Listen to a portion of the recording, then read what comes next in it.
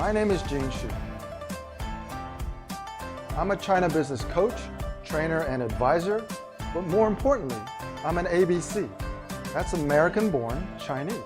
What we want to do is we want to understand how do we better develop greater understanding and more collaboration with people who don't share a similar set of values and beliefs. At the intersection between America and China, I'm concerned about the lack of cultural awareness on both sides.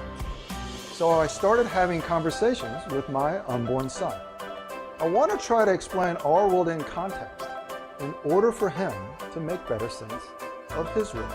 And I want him to develop a healthier attitude, mindset, and approach towards anyone from a different culture.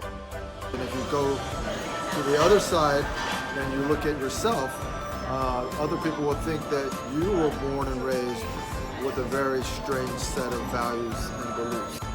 Welcome to Season 2 of Generational ABC Podcast, another series of conversations between me and my unborn son, one ABC to another. Whenever you have a chance to meet somebody to talk about whatever, treat it with respect. And when you do that, I think more times than not, those meetings can actually become pivotal or transformational moments.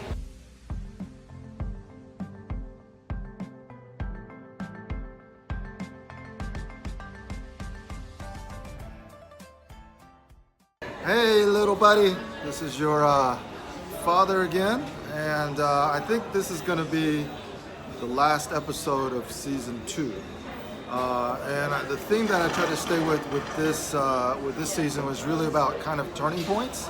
I've had a lot more turning points in my life, but I don't know if I really got to all of them, so I'll probably start talking about more of them as we move forward. But I'm sitting in front of a Starbucks right now, and I'm about to have a meeting with a guy named Gary.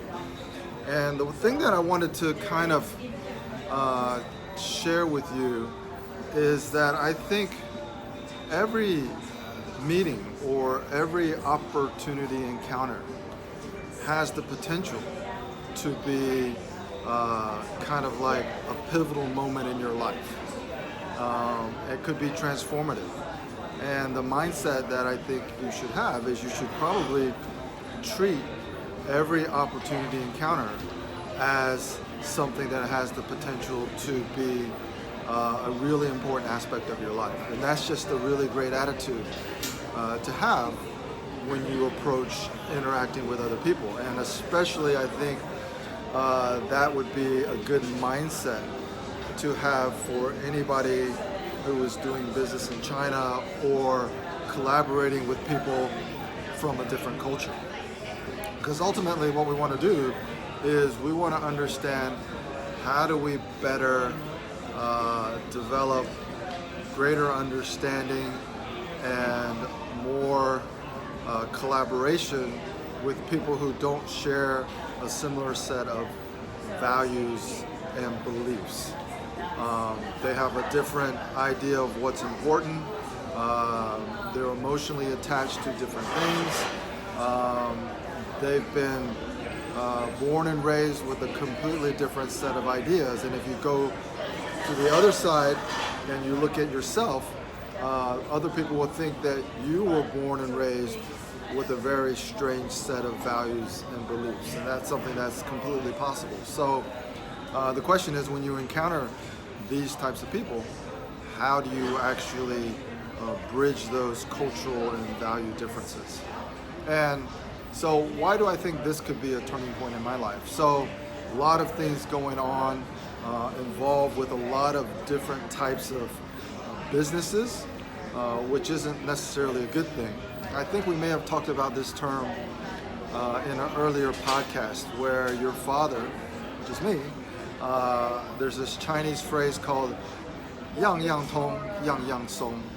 And there are always pros and cons to this, but basically what it means is I'm decent at many different things, but I haven't become an expert in any one specific area. And my entire life, when I look back, has been like that. It started with sports. You know, I was interested in so many different types of sports that I never focused on one in which I wanted to excel at.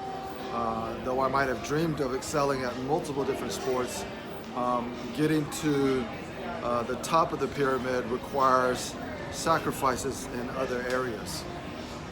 Business is the same way. And because of many different circumstances, I've recently become, I don't know if I'm ashamed to say it, but it's just weird to say, I've become an investor in real estate. I've become a real estate investor, okay? And this is a completely kind of new business endeavor for me. And the meeting that I'm having today is with a friend of mine called Gary. His name is Gary. We met through a leads group here at the Irvine Chamber of Commerce. He is no longer part of that group, and I am no longer part of that group, but we've kept in touch. And he is a commercial real estate broker, and his wife is a realtor. So he's always very kind with offering his advice. When we spoke in the past, it was always about, you know, I didn't really care anything about real estate, but it was me more giving him advice on a lot of business deals or real estate deals that he was working on where it dealt with people from Asia. And what are their negotiation tactics? What are their strategies? And what is their way of working with American business partners and putting deals together? And how is that process different than what he may be accustomed to just working with clients here in the US? So today is the first time that I'm going to meet Gary where I am also a real estate investor. And I want to basically see what value I can deliver to Gary, but also think of Gary kind of as a mentor. Because as we go through life, business, personal, athletics, you always need coaches, you always need mentors. It doesn't matter where you think you are as far as your level. There's always somebody that can help you better understand what you're trying to do, put things into a different context or a different perspective, give you referrals, give you ideas. And because real estate is a market that has always existed and will continue to exist forever. I mean, everybody needs a place to live, and housing and where people live will continue to exist. So understanding more about this market and understanding how to make investments in this market segment is something that I think has long-term value no matter what the economy does. And so I'm very excited about getting more into this type of business, and the attitude in which I'm going to meet Gary is one that I think you should adopt when you meet anybody, which is whenever you have a chance to meet somebody to talk about whatever, treat it with respect. And when you do that, I think more times than not, those meetings can actually become pivotal or transformational moments. And it's because of what you did.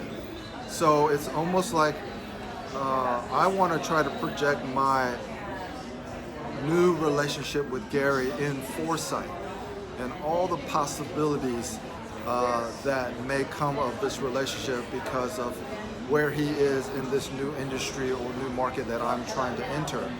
Instead of always looking back at things in hindsight thinking, wow, I really should have spent more time developing a better relationship with that person.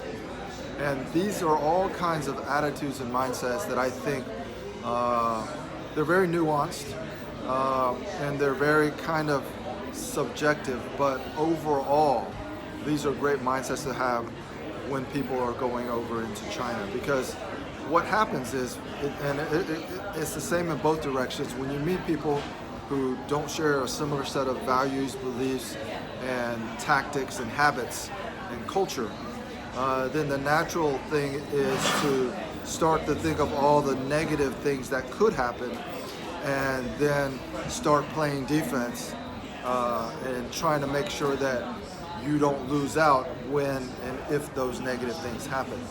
And my suggestion is if a mindset adjustment is to always project into foresight what are the positive possibilities that you might be able to encounter or achieve if you yourself adopt a different attitude, mindset, and approach. And this is basically the foundation of how I coach and advise people doing business across cultures, whether it's Americans going to China or just Chinese people trying to understand how to do business outside of China, or sometimes what we call on a global stage. All right, so this is going to be the last episode, I think, of season 2. For the listeners, for you, little buddy, you might not be able to listen to this for many, many years, but for other listeners that I'm sharing this with, you can always give me feedback on what discussions and conversations you think I should have with my unborn son, one ABC to another, and what information might be valuable if you're doing business across cultures or you have difficult relationships that you're trying to manage, especially if you're an American and you're in relationships or doing business with people from mainland China. All right, thank you, little buddy. This is the end of season 1. Love talking to you and looking forward to the next season. Listen and subscribe on Apple Podcasts,